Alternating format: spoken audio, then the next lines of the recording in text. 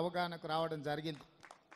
అందులో భాగంగానే ఈ వేదిక మీద నుంచి సగర్వంగా ప్రకటిస్తున్న మీ అందరి ఆలోచనలను దృష్టిలో పెట్టుకొని యంగ్ ఇండియా స్పోర్ట్స్ యూనివర్సిటీని తెలంగాణ రాష్ట్రంలో నెక్స్ట్ అకాడమిక్ ఇయర్లో స్టార్ట్ చేసి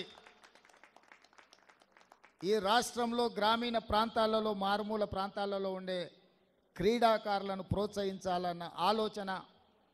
అదేవిధంగా నిన్న నేను ఢిల్లీలో స్పోర్ట్స్ మినిస్టర్ని కలవడం జరిగింది. వారికి విజ్ఞప్తి చేసిన రాబోయే ఖేల్ ఇండియా స్పోర్ట్స్ కానీ నేషనల్ ఈవెంట్స్ని తెలంగాణ రాష్ట్రానికి ఇవ్వండి, అద్భుతంగా మేము నిర్వహిస్తాం, మా దగ్గర ఇన్ఫ్రాస్ట్రక్చర్ ఉన్నదని కూడా యూనియన్ మినిస్టర్కి నేను కలిసి రిప్రజెంటేషన్ ఇవ్వడం జరిగింది.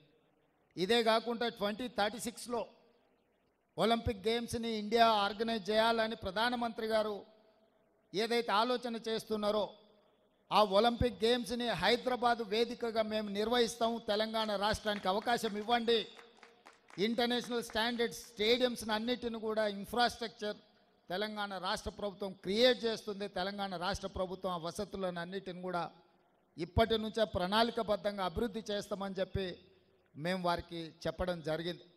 ఈరోజు ఈ ఉన్న స్టేడియంలు అన్నిటిని కూడా పూర్తి స్థాయిలో మన నేషనల్ ఫుట్బాల్ని కూడా ఇక్కడ ఆర్గనైజ్ చేద్దాం అనుకున్నాం. కొంత సమయం సరిపోకపోవడం వల్ల ఫుట్బాల్ ఈవెంట్ని కూడా ఇక్కడ నిర్వహించలేకపోయినాం. తొందరలో ఈ దేశంలో జరిగే ఏ క్రీడలైనా ఇంక్లూడింగ్ క్రికెట్తో పాటు మిగతా క్రీడల్ని తెలంగాణ రాష్ట్రం నుంచే, ముఖ్యంగా గచ్చిబౌలి ప్రాంతం నుంచే నిర్వహించాలన్న ఆలోచన రాష్ట్ర ప్రభుత్వం చేస్తున్నది. ఈరోజు మీరందరూ వేలాది మందిగా ఈ కార్యక్రమంలో పాల్గొని తెలంగాణ రాష్ట్రం క్రీడలకు వేదికగా మారడానికి మీ అందరి భాగస్వామ్యం అవసరం.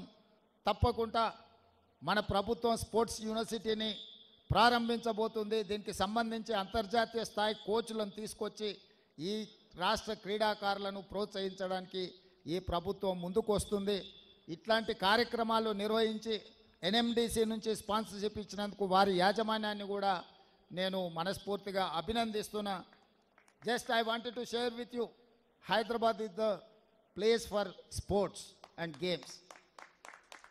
ఈ దేశం భారతదేశం అంటే భారతదేశంలో క్రీడలను ప్రోత్సహించే